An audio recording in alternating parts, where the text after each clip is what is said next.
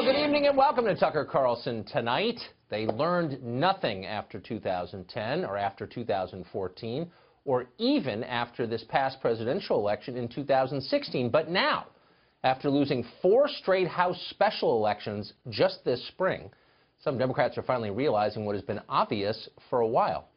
You can't win elections unless you're running on something. And by the way, normal people don't seem to care for Nancy Pelosi. After their party's shocking defeat in Tuesday's race in Georgia, several prominent Democrats conceded it might be time to find an actual message, maybe even a new leader in Congress, one who doesn't embody the attitudes of the richest zip code in San Francisco. You think Nancy Pelosi is more toxic than Donald Trump? You know what? The honest answer is, in some areas of the country, yes, she is. It's clear that I think across the board in the Democratic Party, we need new leadership. It's time for a new generation of leadership in the party. Nancy Pelosi was a great speaker. She is a great leader, but her time has come and gone. I believe that she is not the leader for the future of the Democratic Party. Oh, nonsense, says Pelosi. She describes herself as a remarkably impressive leader, despite a half-decade of uninterrupted defeats. So you want me to sing my praises? Is that what you're saying? Why should I? Well, I'm a master legislator. I am a strategic, politically astute leader. I am my leadership is recognized by many around the country, and that is why I'm able to attract the support that I do. Did you hear that? It sounds like an SNL sketch. Because I'm good enough, I'm smart enough, and doggone it, people like me. Doggone it, people like me.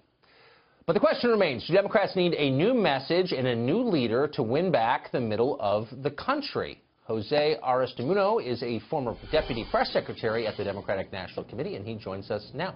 Jose, thanks a lot for coming on tonight. So, good to be with you. Just to the election on Tuesday, nobody on the left, and honestly, few on the right, called this. The polls suggested a much closer race than the results indicated.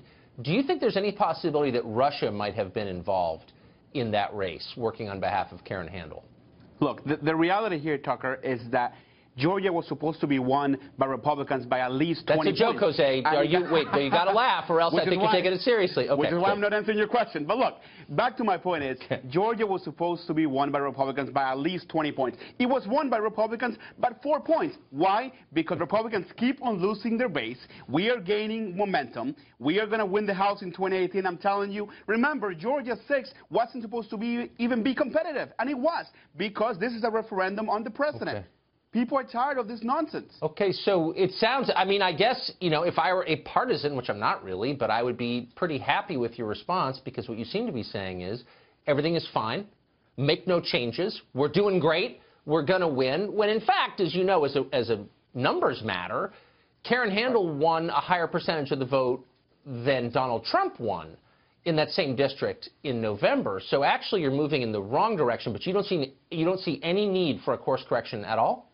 Look, talking about change, talking about Nancy Pelosi, she's a great American, she's a great Democrat. Nancy Pelosi is not going anywhere. Nancy Pelosi is here to stay. At the same time, though, let me just say, Democrats across the country, we are recruiting young blood, new Democrats to be candidates so that they can run, okay? And so they can impact solutions and look for solutions that real Americans are looking for. But she's not going anywhere. What are they going to run on? Oh, okay. Look, I'm not here to attack Nancy Pelosi. I feel sorry for Nancy Pelosi. My only point, I guess, would be that she lives in a very rarefied world. I mean, she represents a 100% urban district, one of the richest congressional districts in America. Yeah. That is also one of the most liberal districts. Trump won under 10% in her district. So the question is, can someone who represents a place like that appeal to the voters you need, who are not hard partisans, but sort of on the fence? But you're obviously not going to engage in that. So let me just ask you a question. Yeah. What should Democrats run on? Like, what's the message of the Democratic Party? Well, really quickly, though, on Nancy Pelosi being out of touch because she's wealthy, and she is, our current President Donald Trump, is out of touch. You want to talk about a rich guy? It's Donald Trump. You want to talk a guy who has more money than all of us put together? That's the President of the United States. So that's look, I'm not attacking, but you're kind of missing my point. I'm not attacking Pelosi for being rich, though it happens that she is.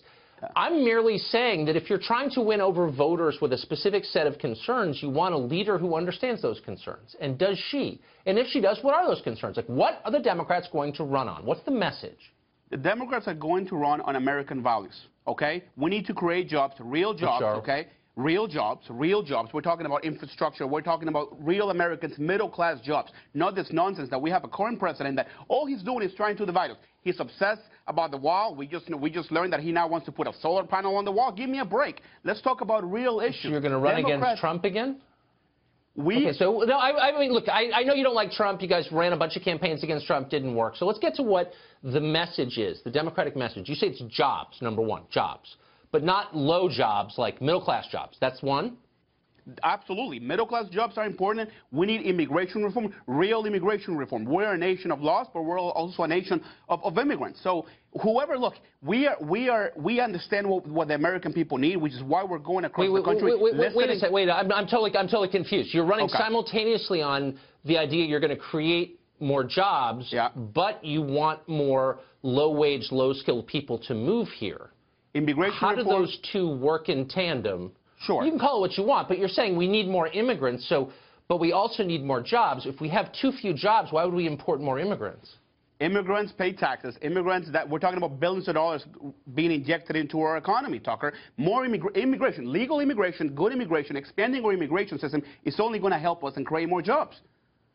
Look at the numbers. So how, just tell me, how will, actually, I'm familiar with the numbers. I don't think that you are. How will importing millions more poor people create more middle-class jobs? And where's that happened exactly? All immigrants are not poor people. That is a stereotype. That's actually not true. A lot of immigrants are hardworking. Well, actually, the majority of our immigrants, I'm not saying they're not hardworking. I'm just saying they're poor. The majority of our immigrants are poor.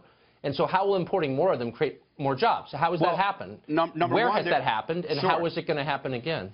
Well, a few things. Number one, we know that a lot of immigrants, by the way, that are under the H-1B visas, which are too low, right, too low of a number, they're engineers, they're scientists, they are coming to our country to study in the best university, and then you have the other immigrants who want to do jobs that a majority of Americans don't want to do in the first place. But how is that creating jobs? I don't think you've thought this through, Jose. So I guess this may be the problem. You may be illustrating right now the problem.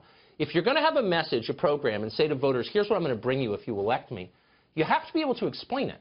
So you're basically saying, we're going to bring you more jobs, but we're also going to bring you a lot more poor people, but somehow that's all going to work, but I'm not exactly sure how, and then throw in a bumper sticker or two and a slogan, but like, trust us? Don't you think you should think through exactly how you're going to create those jobs?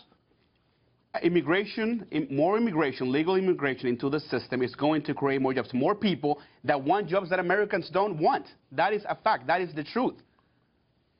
But that's not creating more jobs. That's taking, as you just said, jobs that Americans don't want. I thought the idea was to create more middle-class jobs.